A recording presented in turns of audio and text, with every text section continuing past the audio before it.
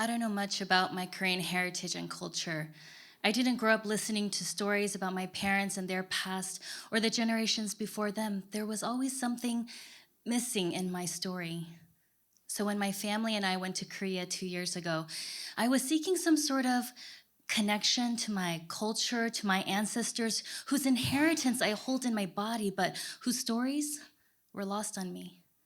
We visited my then 90-year-old grandmother, whom we hadn't seen in years, the last time being at my wedding when she'd already showed signs of dementia. As we ascended to her floor in the nursing home, my heart beat inside my ears, wondering what she would look like and what it would be like to be with her again. The elevator doors opened, and I scanned the room of wheelchairs faced toward the windows, the wilting backs of grandmas and grandpas still and silent. I remember thinking, who do they belong to and what are their stories? And I wish the sun could lift their faces toward itself and bring them back to life. Slumped like the others, I didn't recognize my grandmother's back. We soon found her, but she looked at all of us with no recognition. The light in her eyes was slowly fading, and I knew I was just catching the last bits of it. But when she spoke and smiled, she looked so much the same to me. She was in there somewhere, my grandmother, the one who raised me, the one who fed me, the one who always asked if I had eaten. I wanted one last picture with her, but I was half afraid whether she would hit me, whether out of fear or love, I wasn't sure.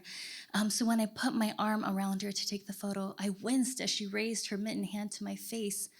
But instead of hitting me, as I expected, she pulled my face toward herself and kissed me on the cheek. She kissed me over and over, and for a moment, it was as though we were in the same story. Again, a grandmother and her granddaughter, knowing and being known by one another. When it was time for us to leave, we wheeled her to the room where the afternoon worship service had begun and parked her next to the other grandmas and grandpas, rows of them, whose lights were all fading into shadows. I knew then somehow that it would be the last time I would see her, the last time I could be with her and hug her. So as we made our way to the elevators, I ran back to tell her, 할머니, 사랑해요. Grandmother, I love you. Last summer, her light faded completely and she died, with her children gathered around her. I hold memories of my grandmother like precious jewels, but what do I know of her life, her story? What was her childhood like? Did her grandmother worry about making sure she was fed as she had done for us? I'll never know. I think about all that I long to know about my family, all that I can't begin to understand for the stories never shared. And when I remember my grandmother's face, grief comes out in tears. And my children ask me, why are you so sad, Mommy? I'm sad I had never gotten to know her as someone with her own story before she became my perm-haired grandmother. I'm sad I didn't know what might have made her laugh, what ambitions she might have had, what pain she must have experienced.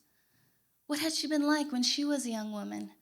What had it been like for her to be a young mother surviving the war? What had it been like for her to suffer the violence that had been passed down in our family? Her stories were buried with her when she died, and that makes me sad most of all.